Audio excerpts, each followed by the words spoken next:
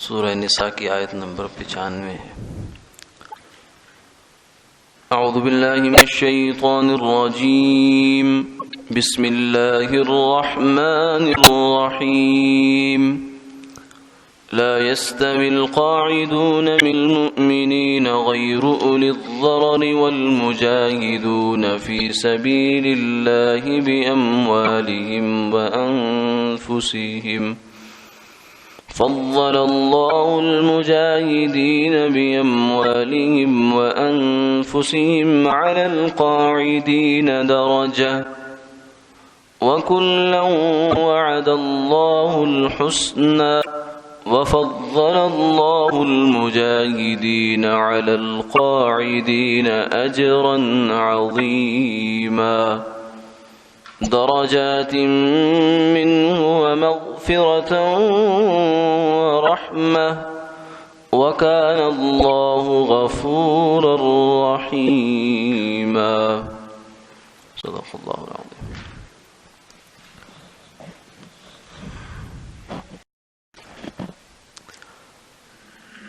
اور برابر نہیں ہے بیٹھ رہنے والے مسلمان جن کو کوئی عذر نہیں ہے، اور وہ مسلمان جو اللہ کی راہ میں اپنے مال اور جان کے ساتھ جہاد کرنے والے ہیں۔ اللہ تعالیٰ نے جہاد کرنے والوں کو اپنے جان و مال کے ساتھ بیٹھ رہنے والوں پر درجہ دیا ہے، اور ہر ایک سے بھلائی کا وعدہ ہے، اور اللہ نے جہاد کرنے والوں کو بیٹھ رہنے والوں پر بہت بڑا اجر عظیم عطا فرمایا، جو کہ درجے ہیں اللہ کی طرف سے، اور بخشش ہے اور مہربانی ہے، اور اللہ بخشنے والے مہربان ہیں۔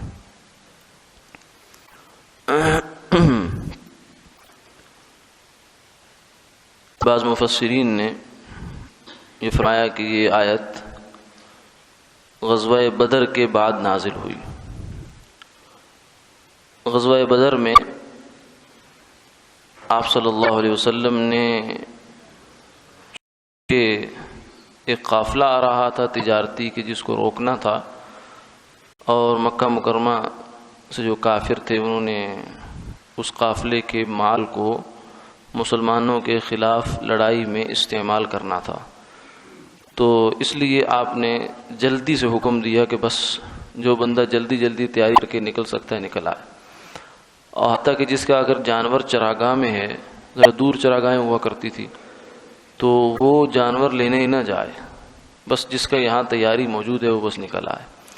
تو اس اجرت میں جلدی میں 313 کے قریب افراد تیار ہوئے اور چل دیے۔ تو چونکہ اس موقع پر کلی نکلنے کا حکم نہیں تھا، جیسے بعض موقعوں پر بعد میں جو جنگیں ہوئی ہیں، غزوات ہوئے، تو ان میں تو ہر ایک یہ تھا کہ جو بندہ بھی قابل ہے، اس قابل ہے کہ وہ لڑائی میں نکلے تو وہ نکلے، لیکن جو غزوہ بدر میں ایسا نہیں تھا۔ تو یہ صورتحال کے لحاظ سے حکم مختلف ہو جایا کرتا ہے۔ آج بھی اور قیامت تک کے لیے بھی جو جہاد کا حکم ہے وہ اسی دو صورتوں کے لحاظ سے مختلف ہو جاتا ہے۔ کبھی جو ہے وہ چند افراد کے نکلنے سے کفایت ہو جاتی ہے، جو مقصد ہوتا ہے وہ حاصل ہو جاتا ہے، تو باقی لوگوں کا نکلنا یا جہاد کرنا ضروری نہیں ہوتا۔ اسی کو شریعت کی اصطلاح میں فرض کفایہ کہتے ہیں۔ کفایت یعنی ایسا فرض تو ہے، لیکن وہ چند لوگ بھی کر لیں گے تو کافی ہو جائے گا۔ جیسے جنازے کی نماز ہے، اگر چند لوگ بھی ادا کر لیں گے تو کافی ہو جائے گا، جنازہ ہو جائے گا۔ لیکن اگر کسی نے بھی نہیں پڑھا تو اس بستی میں یا اس علاقے میں جتنے لوگ پڑھنے کی صلاحیت رکھتے تھے، پڑھ سکتے تھے، وہ سب گناہ گار ہوتے۔ تو یہ جو خروج تھا غزوہ بدر کی جانب، یہ چونکہ ایسا نہیں تھا کہ ہر ایک سے مطالبہ ہو کہ باہر صورت نکلے، نہیں، بلکہ آپ نے اختیار دیا تھا کہ جو نکل سکتے ہیں آرام سے وہ نکل آؤ، کیونکہ اتنی بڑی تعداد اور نفری کی ضرورت نہیں تھی، ایک قافلے کو تو لینا تھا۔ لیکن آگے جا کے صورتحال بدل گئی کہ 1000 کا لشکر سامنے آ کے کھڑا ہو گیا۔ تو اس موقع پر یہ آیت نازل ہوئی، جس کا مطلب یہ ہے کہ جو لوگ خوش قسمتی سے اور ہمت کر کے اس موقع پر جہاد کے لیے نکل پڑے، اور کچھ لوگ مدینہ منورہ میں رہ کے نہیں گئے، چاہے جو ہے وہ وجہ کچھ بھی ہوئی، تو فرمایا کہ ان کے درجات آپس میں برابر نہیں ہو سکتے، ان کا درجہ اللہ کے ہاں کچھ اور ہے اور پیچھے رہ جانے والوں کا درجہ کچھ اور ہے۔ تو یہ جب آیت نازل ہو رہی تھی تو آپ صلی اللہ علیہ وسلم نے نازل ہوئی اور آپ نے حضرت زید رضی اللہ عنہ کو بلا کر اس کو لکھوا رہے تھے، تو اتنے میں پیچھے سے حضرت جو ابینا صحابی تھے ابن ام مکتوم رضی اللہ تعالی عنہ وہ تشریف لائے۔ انہوں نے جب یہ آیت سنی تو وہ بڑے پریشان ہو گئے، عرض کیا یا رسول اللہ میں نابینا ہوں، تو کیونکہ ابھی تک صرف اتنا حکم نازل تھا لا یستوی القاعدون من المؤمنین والمجاہدون فی سبیل اللہ، کہ گھروں میں بیٹھنے والے اور جہاد کرنے والے برابر نہیں ہیں۔ تو یہ لفظ سن کر وہ فکر مند ہو گئے، پریشان ہو گئے، انہوں نے کہا جی میری تو آنکھیں نہیں ہیں، اگر میرا یہ عذر نہ ہوتا میں راہ خدا میں جاتا۔ اور یہ صرف ان کا جذبہ نہیں تھا بلکہ اس پر عمل بھی کیا کرتے تھے، جنگ میں عملاً لڑائی میں تو شریک نہیں ہوتے تھے لیکن لشکر میں ضرور جاتے تھے اور جھنڈا اٹھا لیا کرتے تھے یا کوئی بھی ایسا کام کر دیا کرتے تھے، یہ بھی ان کی جذبے کی صداقت کی نشانی ہے۔ تو انہوں نے عرض کیا یا رسول اللہ میں تو جا نہیں سکتا، میرے لیے تو عذر ہے، تو میرا کیا بنے گا؟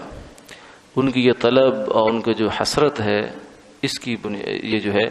یہ اللہ کی رحمت کو کھینچ لائی، متوجہ کیا، اور فوراً آپ صلی اللہ علیہ وسلم پر وحی نازل ہو گئی۔ آپ پر جب وحی نازل ہوا کرتی تھی تو چونکہ وحی جو تھی یہ اس عالم مادی سے نکل کر عالم غیب جو ہے اس کے ساتھ رابطہ ہے،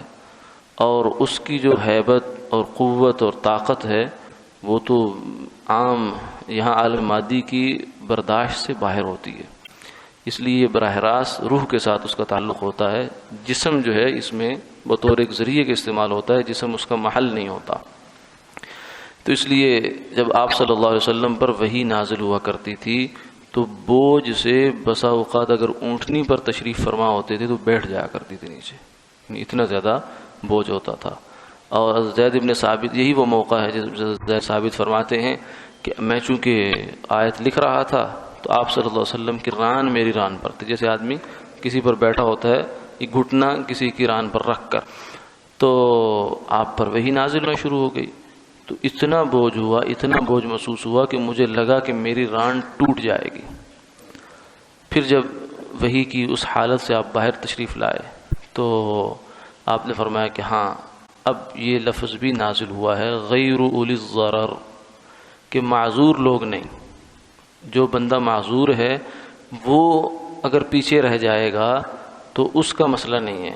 اس کو اللہ اس کی نیت کی وجہ سے اس کے جذبے کی وجہ سے اجر پورا عطا فرما دیں گے۔ تو یہ آیت کا حصہ اس کے بعد نازل ہوا۔ پھر اس میں فرمایا کہ یہ دونوں آپس میں برابر نہیں ہو سکتے، سیدھی سی بات ہے، برابر اس لیے نہیں ہو سکتے کہ ایک تو خود راہ خدا میں جہاد کرنا یہ بہت بڑا عمل ہے، بہت بڑی فضیلت کا باعث ہے، اس سے انسان کو شہادت مل جاتی ہے، شہادت نہیں بھی ملتی تو قاضی ہو کے واپس آتا ہے، وہ بھی گناہوں کا جو ہے دھلنے کا ذریعہ بن جاتا ہے، تو بہت بڑے بڑے درجات ہیں۔ دوسرا یہ ہے کہ جو بندہ گھر میں بیٹھا ہے وہ بھی نماز پڑھ رہا ہے، روزہ بھی رکھ رہا ہے، اور بھی جو ذمہ داریاں اس کی ادا کر رہا ہے، لیکن جو خدا میں ہے وہ ایک اضافی عمل کر رہا ہے جو جہاد کا عمل ہے، تو وہ ظاہر ہے کہ بیٹھنے والے کو وہ ثواب نہیں مل سکتا جو اس کو مل رہا ہے۔ تو اس لیے شروع میں یہ فرمایا کہ برابر نہیں ہو سکتے، یعنی ان میں فرق ہے۔ اب آگے آیت کے اگلے ٹکڑے میں یہ فرمایا کہ اللہ نے فضیلت بخشی ہے، یعنی یہ فرق جو ہے ہو سکتا ہے آپ کو ویسے حساب میں آ بھی جائے، لیکن بعض فضیلتیں ایسی ہوتی، فضیلت تو ہوتی وہ چیز ہے کہ جو کسی ریزن کی پر مبنی نہیں ہوتی، کوئی اس کی وجہ نہیں ہوتی۔ جیسے اللہ تعالیٰ نے فضیلت دے دی ہے انبیاء علیہ السلام کو غیر انبیاء پر، اللہ نے فضیلت دے دی قریش کو غیر قریش پر۔ اب آدمی اس کی جناب وہ ٹو میں لگ جائے، وجہ تلاش کرے کہ کیوں ہوئی، وہ مجھے کیوں نہیں ہو سکتی، یعنی نبی پر تو یہ اللہ کی فضیلت دے دی تو مجھے کیوں نہیں مل سکتی۔ فضیلت جو ہے یہ اس کی کوئی ریزن نہیں ہوتی، یہ اللہ تعالیٰ کا براہ راست فضل ہی ہوتا ہے، فضل کسی عوض کا کسی وجہ کا محتاج نہیں ہوتا۔ تو فرمایا کہ فضل اللہ المجاہدین، اللہ نے مجاہدین کو فضیلت بڑھائی، ان کا درجہ بڑھا دیا ہے، جو راہ خدا میں اپنے مال اپنی جانیں خرچ کرتے ہیں اور بیٹھ رہنے والوں پر ان کے درجات میں اضافہ کرتی ہے۔ وَكُلًّا وَعَدَ اللَّهُ الْحُسْنَى، لیکن آگے فرمایا کہ جو بغیر عذر کے، جب کہ جہاد فرض عین نہ ہو،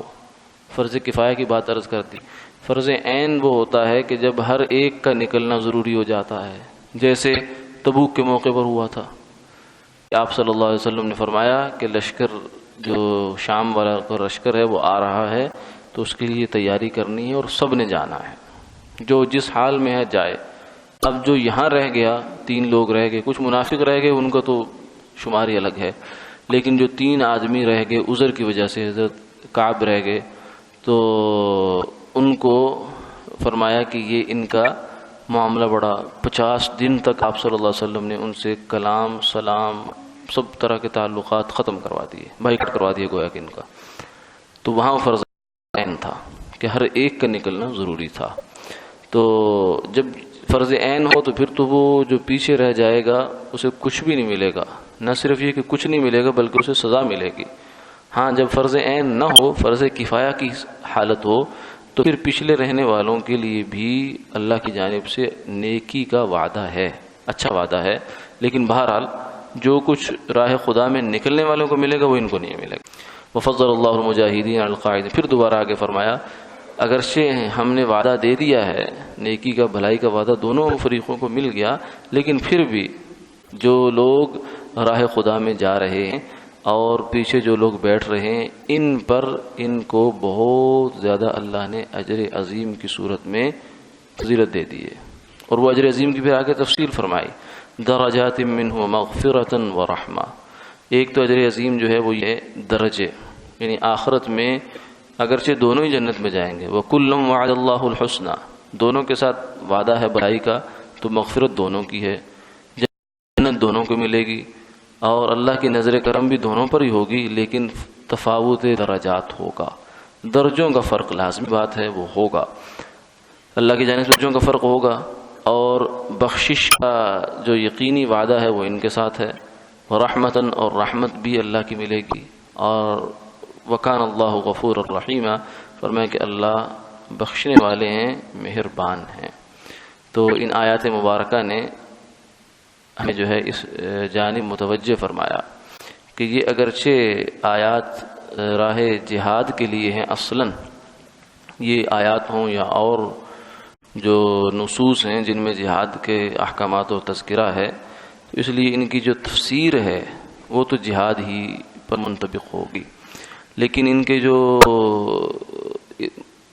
کے ذہن میں جو ہے وہ دیگر دینی محنتیں وہ بھی شامل ہو سکتی ہیں جب وہ اس کے قریب ہوں۔ بھی ایسے ہی ہے کہ جیسے کچھ فرمایا علماء نے کہ نصوص میں، قرآن اور حدیث میں غلام کے بارے میں کچھ فضیلت کی چیزیں آتی ہیں کہ غلام اگر آقا کا فرما بردار ہے تو اس کے لیے یہ فضیلت ہے، یہ فضیلت ہے، یہ فضیلت ہے۔ تو وہ نصوص اگرچہ اصل میں تو غلام کے لیے ہیں، لیکن علماء نے کہا کہ یہ آج کل کے ملازمین پر بھی اس کا اطلاق ہو سکتا ہے، یعنی یہ بھی اس میں ہم شامل کر سکتے ہیں، گنجائش ہے۔ تو اسی طریقے سے اگرچہ یہ آیات اصل میں جہاد کے لیے ہیں، قتال کے لیے ہیں، تو ان آیتوں کا مفہوم، اصل مفہوم تو یہ ہے، لیکن کسی دیگر دینی محنت پر بھی ان کا اطلاق ہو سکتا ہے، لیکن اصل اور جو ہے وہ ثانوی حیثیت کا فرق ملحوظ رکھتے ہوئے، یعنی کچھ لوگ یہ کرتے ہیں کہ وہ سمجھتے ہیں کہ شاید ان آیتوں کا مصداق ہی کوئی اور محنت ہے۔ نہیں، مصداق وہ نہیں ہے، لیکن وہ اس کو اللہ سے امید ہے کہ جو فضیلتیں یہاں بیان ہوئی ہیں وہ ان محنتوں پر بھی مل جائیں گی۔ مثلا کوئی بندہ اپنی اصلاح کے لیے گھر بار چھوڑتا ہے، اب ہجرت، ظاہر ہے کہ ہجرت کا ایک خاص مفہوم تھا جو قرآن اور حدیث میں ہجرت کا لفظ آتا ہے، لیکن کچھ نہ کچھ بہرحال فضیلت اس کو بھی حاصل ہوگی اور اللہ کی نظر کرم اس پر بھی ہوگی۔ اور اسی طریقے سے کوئی آدمی دین سیکھنے کے لیے گھر بار چھوڑتا ہے، نکلتا ہے، اگرچہ قتال جہاد نہیں ہوگا تو اس کو بھی انشاءاللہ فضیلت کچھ نہ کچھ حاصل ہو جائے گی۔ وآخر دعوانا الحمدللہ۔